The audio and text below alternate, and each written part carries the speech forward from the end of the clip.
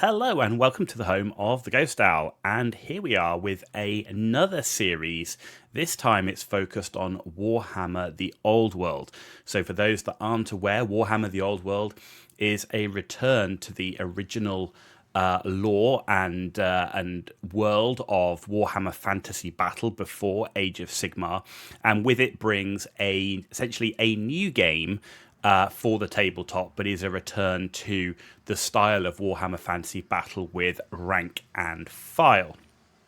Now, this has been announced as being in creation right now with Games Workshop. There is currently no release date, but it certainly is expected either by the end of 2023 or the first half of 2024. So in reality, not that far away.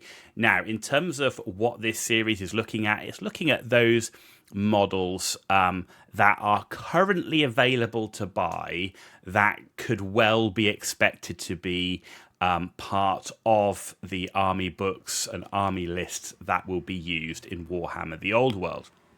Now, we do know there are new models coming, and we'll look at that when we come on to each of the factions. We'll be looking at the factions in alphabetical order, starting with those that are currently in the narrative, and then looking at those that are outside of the narrative, though we do know there are at least rules coming for every faction when the game is first released.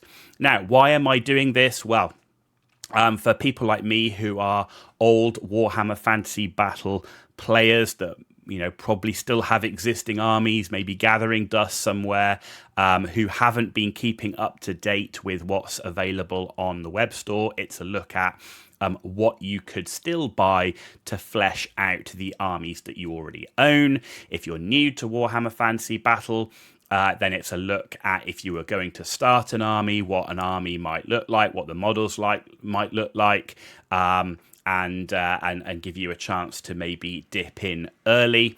If you're like me, I'm a very slow painter, so this gives me a chance to buy models in advance of the game being released and have them painted and ready to play when the game does fully release. And as well, not many people are sat there with, £300, £400, £500. We don't know how big the armies are going to be to drop on an army on day one. So this does allow you to then spread the costs over buying the units over many, many months. And sort of you can buy a unit, paint it up, and next month buy a unit, and you're not having to find the money all in one go.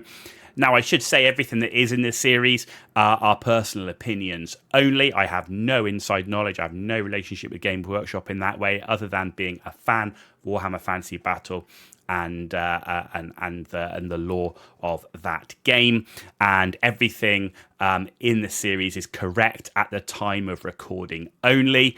And I have based a lot of what I'm going to talk about on the last remaining army book that was published for the factions. Many of those will be 8th edition, but there are a few like Chaos Dwarfs and Bretonnia that didn't have 8th edition army books. Now, before we get into it, other miniatures are available. You can find, obviously, the old classic miniatures that are no longer available to buy from Games Workshop on eBay, for example. You've got other manufacturers that you can use as counts as, such as DS Vault with their sort of Crusaders and Templars and so on, Kings of War. There's also those 3D printer opportunities out there, whether you own a 3D printer and you're looking for the files, or whether you're looking for someone to do it for you. That's an option, but always remember that non-official Games Workshop models are not usually allowed to be used in their stores, at gaming tables, or in the tournaments. Also, when you're looking at the Games Workshop models on their website, check the bases. Some of these will have round bases, some of them will have square. Now, we know that they're going to be square bases, but we also know there's going to be some base size changes, so please keep that in mind when you're buying the models. And again, if a lot of times the bases you don't really care if you're just playing at home or playing in a local club, but if you are playing in tournament, you will need obviously the correct base sizes.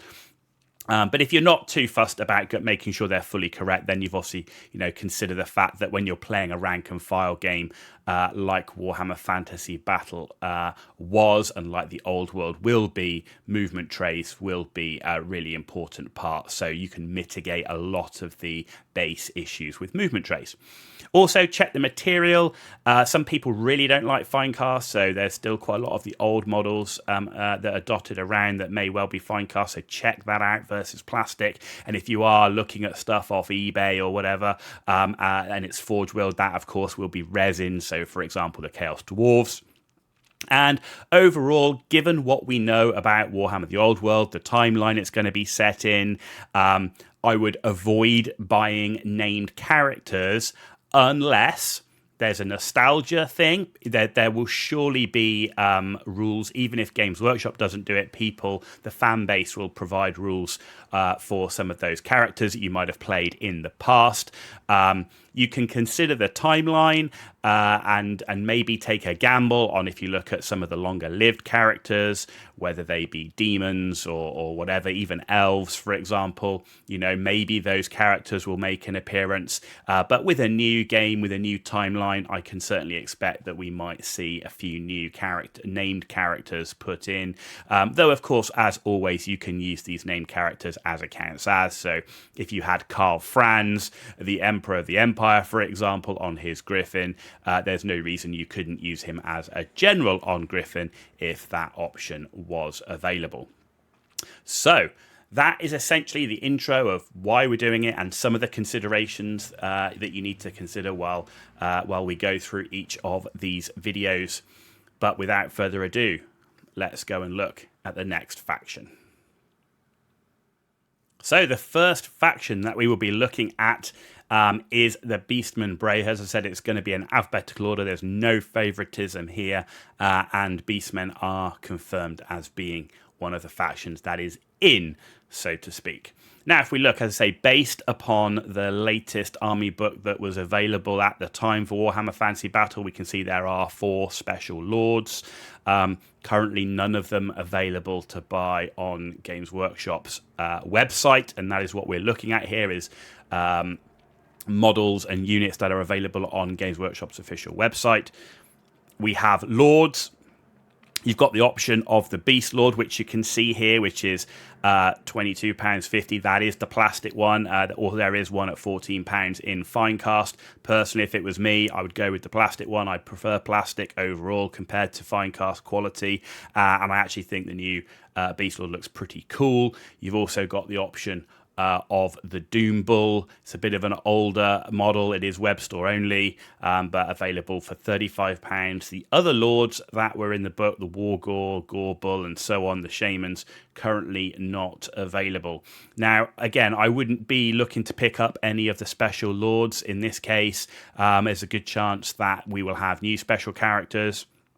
In terms of lords themselves, I think we could reasonably expect a Beast Lord or a Doom Bull to find its way in the army list, especially considering they are still available and the Beast Lord is in plastic and a relatively new model. When we look at the special heroes, there were 5. Currently, none of them available on Games Workshop's web store, but you've got Moonclaw, you've got Morga, Slugtongue, Ungrel, Forehorn, and Gorus Warhoof. None of them available. And again, I wouldn't suggest that you go looking to pick these up off eBay unless you want some nostalgia elements to it. There's no reason why, again, you couldn't use the model if you were able to find it as accounts as for something else, or if there are some player written rules for them. If we look at the core units, so the core units available, they're all currently available on Games Workshop store. So you've got the Chaos Warhounds there. You see them in the middle. You get 10 for £20. We've got the Gore Herd.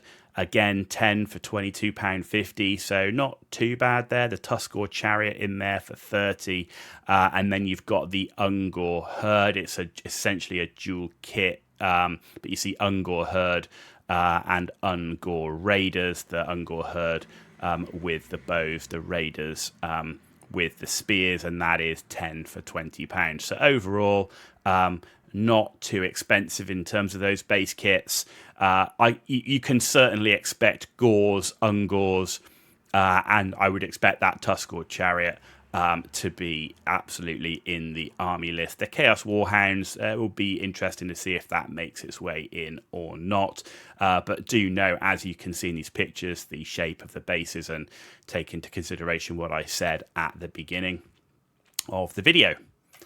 So if we move into the special units, and we're keeping it, whether we still have core, special, rare, and so on, we don't know, but I'm keeping it as per what was in the army book. So when we're on to special units, you've got Bestigors in there. You've got 10 of those for £32.50. Centaurs 5 for £47.50, and you've still got Minotaurs, which are known as Bulgors on the website, and they're for £30, and you can see each 3 of those units available below. The Harpies, the Razorgore Chariot, and the Razorgore Herd not currently available.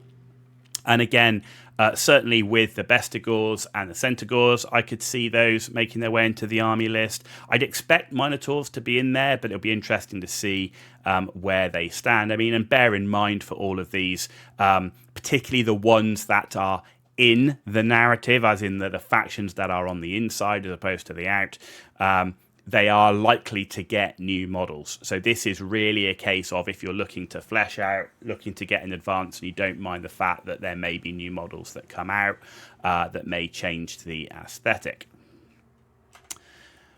If you're looking at rare units here, you've got pretty much all of the rare units are still available. The Chaos Spawn, you get 2 of those for £32.50. To be honest, from an aesthetic point of view, always worth picking up Chaos Spawn. They're not really, they don't really matter in terms of how they fit in. It's Spawn, right? It's completely all over the place. Your Giant, your Chaos Gargant, be interested to see if that remains within the list, but a pretty good model and worth picking up. The Cygor and the Gorgon, both £40. Again, I can absolutely see the Cygor and the Gorgon making it into the list. The Jabberslide there, £52.50. I'd be interested to see if that still makes it in the list or not, but it certainly was in the last army book and is still available to buy. And I think outside of those named characters, which pretty much most of them don't exist anymore, or they exist in a different way, you can expect, if Games Workshop is still selling it on its web store when the Old World is released, then I think there's a very, very high chance that they are going to be in the army list of that faction. So that brings us to the end of the Beastmen Brayherds. They seem to have still quite a few units available, nearly all of them in plastic, and some of them actually new models as well. So definitely an easy way, I think, to start building a Beastman army in advance. Like I say, I think that the risk is always going to be around the lords and heroes as to how that looks, but a generic Beast Lord, I think, is probably fine. And there we go. That's the end of the Beastmen. Tune back in for the next faction. If you liked the video, give it a thumbs up. If you didn't like it, give it a thumbs down. Let me know why in the comments down below. And if you want to see more content, then please hit that subscribe button. It's totally free for you to do, but it means a lot for me. So thank you for that in advance. You've been watching The Ghost Owl, and I'll see you very soon.